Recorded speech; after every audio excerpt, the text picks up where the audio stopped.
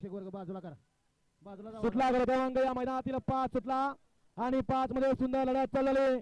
सुंदर अशा 3 गाड्या पाहतात. तिघांमध्ये लढत चालू आहे. कोण होतोय 5वा गट विजेता.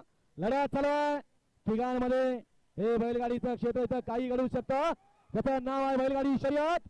अलीकडे सुंदर गाडी पळते महाराज आणि ज्या बैलानं या बैलगाडी क्षेत्राला वेध लावलं असा बकासूर पळाला.